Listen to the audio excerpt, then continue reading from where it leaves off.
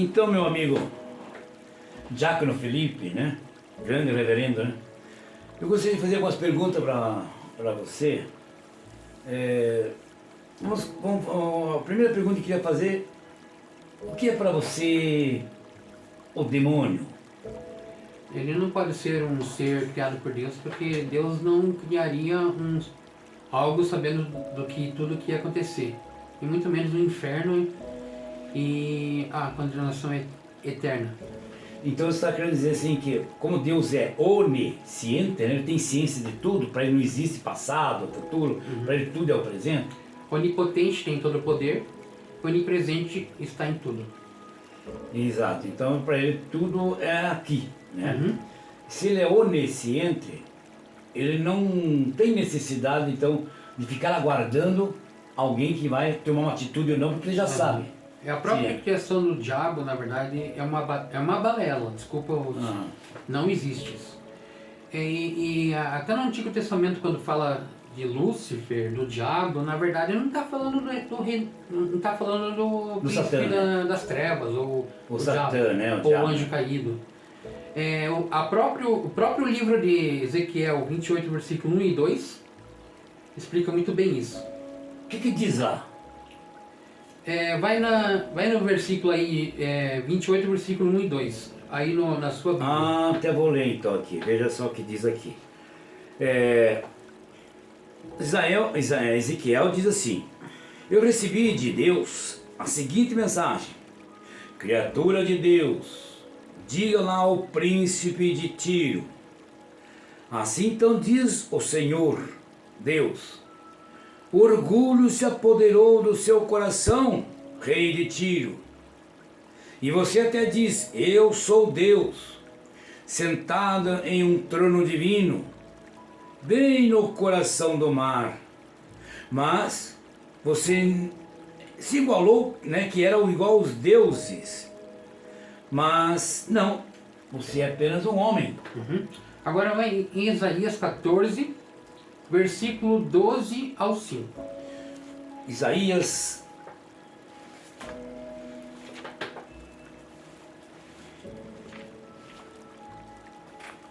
diz assim, 12, né? Ao 15. Aqui está dizendo o seguinte: como é que você caiu do céu, estrela da manhã, filho da aurora? Como é que você foi jogado por terra, agressor das nações?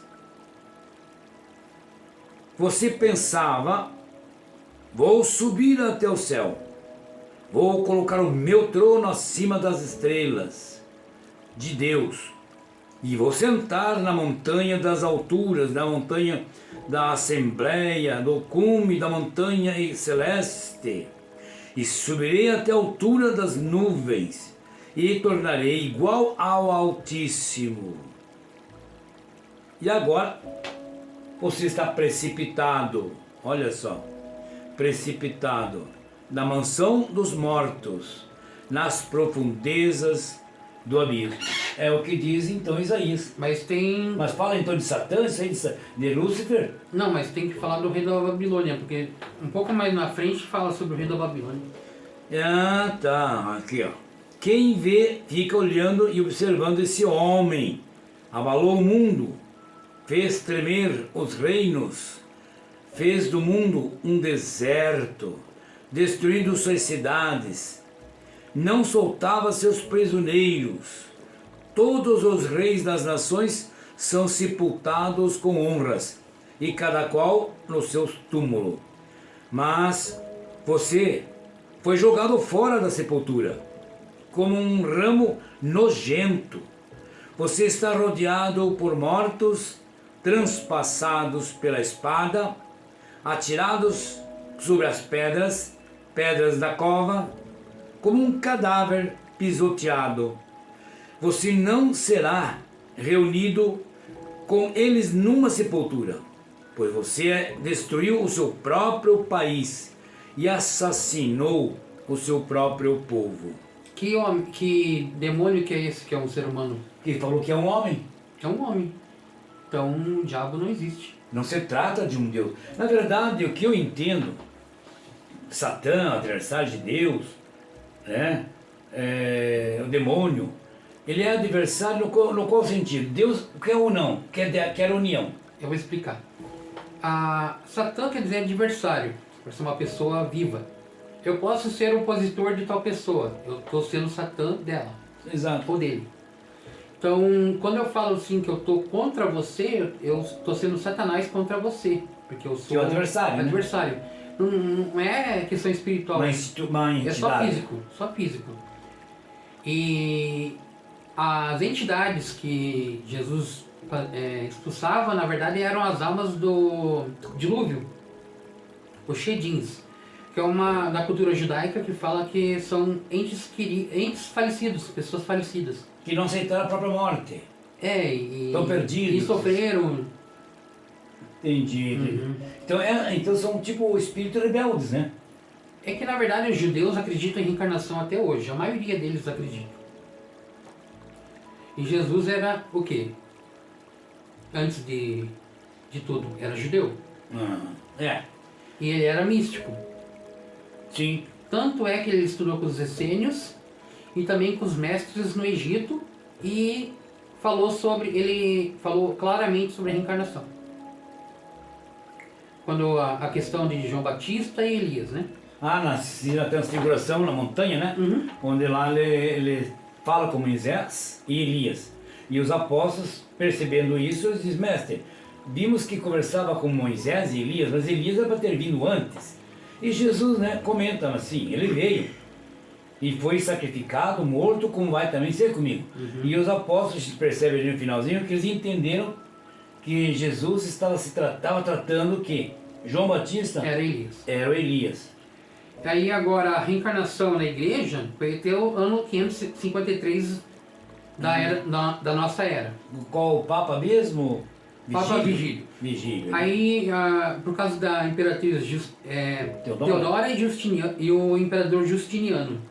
Certo. Eles pediram para o Papa fazer uma questão ali para ela não reencarnar mais, porque ela fez muita coisa ruim em vida. E ela não queria passar por isso, ser cobrada, né? Para ser cobrada depois. Porque a lei da semeadura, né? Uhum. Você semeia, você colhe. E como eles vinham tendo uma semeadura amarga, né? Uhum. Eles já entendiam que iriam ter uma próxima vida amarga. Uhum. Então pediram para que o Papa fizesse um decreto que não existisse mais a reencarnação. E o engraçado que foi no ano 553, né? Mas foi 3 anos depois que o Papa colocou isso. Depois dela falecer. E não houve uma conversão aí, batizado, se batizando que ele iria ser perdoado, não teve essa situação? Não, esse foi com Constantino, que ele foi batizado 2 anos antes de morrer. Daí ele só usava branco. Na crença de que se batiza, está livre de todos os erros. Só que matou o próprio filho, né? Por causa de poder. E aí naquela crença que se eu me batizar, eu não vou ser cobrado, essa semeadura, não vou precisar fazer essa colheita. Deus perdoa, mas a colheita vem independente. Tanto que Jesus, quando acontece cortar a orelha do soldado na hora da prisão, né? Uhum. Dele, Jesus dá um brado pro Pedro: Pedro, coloca essa espada na bainha. Quantas vezes eu disse que quem fere com a espada vai ser ferido. E a colheita, né? Uhum. Jesus rapidamente fez aquele milagre. Não confunda perdão com passar a mão na cabeça. Porque Deus perdoa, mas a colheita tem que vir, porque não é justo. Não seria justo da parte de Deus. Então agora que o senhor me falou isso, Elias, quando o profeta, ele decapitou.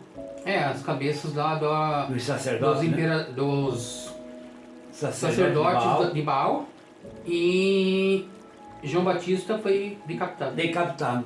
Ele vem fazendo todo um trabalho bonito, né? Uhum. De preparação das montanhas, mas a colheita não foi tirada. Não.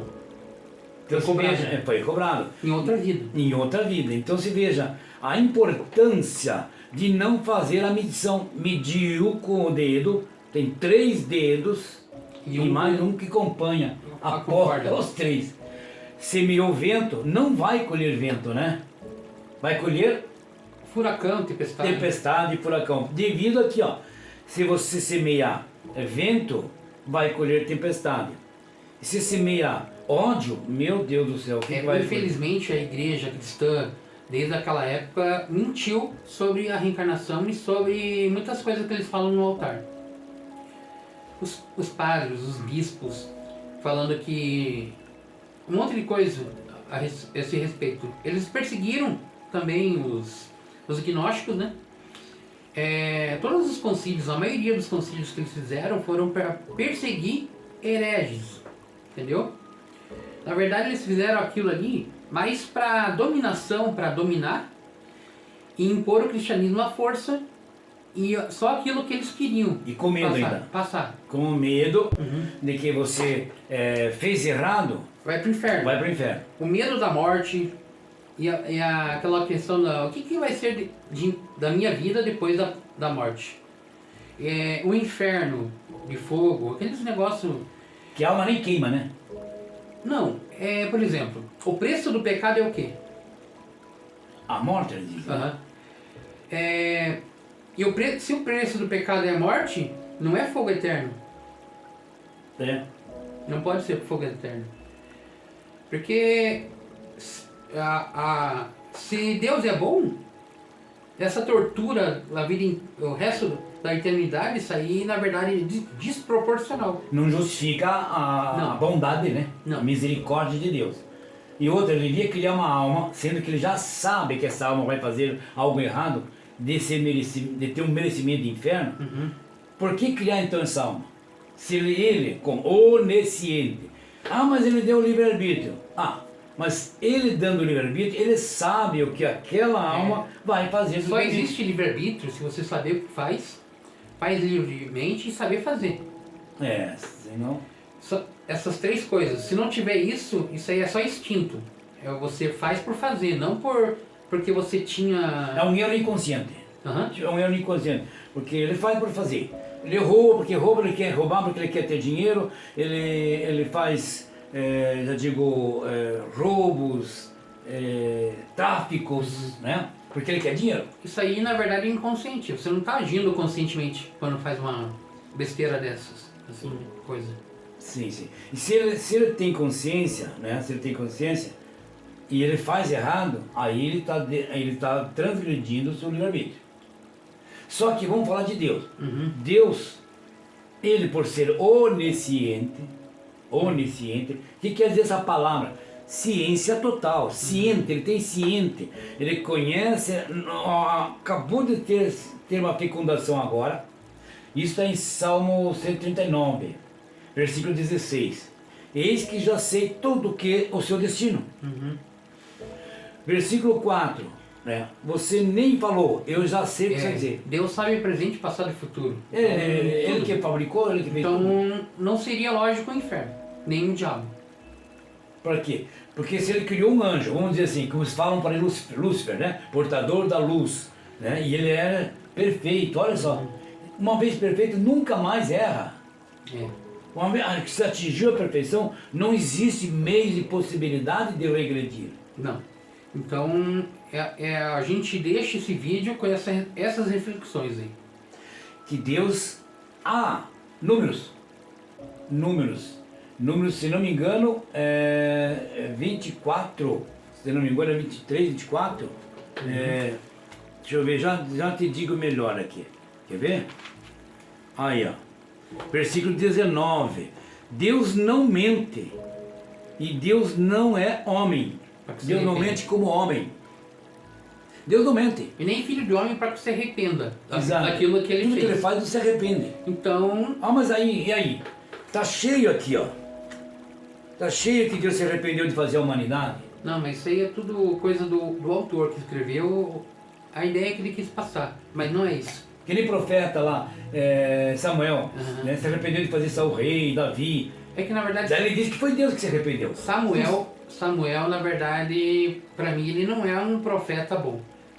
Porque onde já se viu colocando a culpa de Deus, morte de idoso, criança e sei lá. animais também, né? Aham. Mandou, diz que foi Deus que mandou, né? Aham. Mandou matar tudo e todos. Só se for o capeta, né? Desculpa, mas eu não acredito no diabo, né? Mas é modo de dizer. E aí então, ainda diz assim que Deus amaldiçoou Saul. Deus amaldiçoa? Não. Você fala aquilo que a boca tá cheia, né? Que o coração tá cheio. Em particular, nós temos que acreditar então que foi Samuel que errou. Aham. Aí justificou que foi Deus que falou para ele. E falou que... Olha gente, Deus falou comigo, se arrependeu de fazer o Saul rei. Agora vamos escolher um outro. Ah, agora tá aqui ó. Agora Davi. tudo bem, né? A mão cheia de sangue, né? Que ele matou uma porrada de gente. Até o marido da como que é? Betsaida. Betsy. E... Não, parabéns. Só que não. Não é bem isso, né? Deus é misericordioso, Deus sabe tudo que faz, não se arrepende de nada que É faz. o homem que escreveu isso e é isso aí, galera. Aí vamos falar o seguinte, né? Devemos negar tudo que está aqui? Tudo que está aqui é errado? Ou tem algum joio só? Você tem que tirar o que é bom, aquilo que não for bom joga fora. É, né? Já subentende-se que foi feito, né? Foi escrito pelo homem, na verdade. O que Inspirado fica... por Deus, mas... Exatamente. O filtro carnal, o filtro da carne, nem filtra tudo. Muitas coisas se colocam em interesses do homem, da humanidade. E tem uma diferença entre lei de Deus e lei de Moisés, né? O próprio Jesus disse, apontando para o sacerdote, vocês criaram as leis. Jesus fala isso direto, olhando para o sacerdote. Mas as leis dos homens também é 613. São, não sei agora de cabeça, mas 613. Tem leis que são de Deus e tem leis que os homens colocaram porque estavam construindo a nação ali, fazendo a nação de Israel. Tudo. Estruturando a sociedade, né? Vendo que era necessário. E era mudança. tribal. E depois que veio essa questão de monarquia. Exato. Então, o que a gente tem que reter para nós é o amor. Nós temos que frisar isso. Precisamos pregar o amor. Mas se nós não falarmos dos ensinamentos que Jesus deixou bem dito, a lei do retorno e a reencarnação, mas então o quê? Que nós fizermos hoje?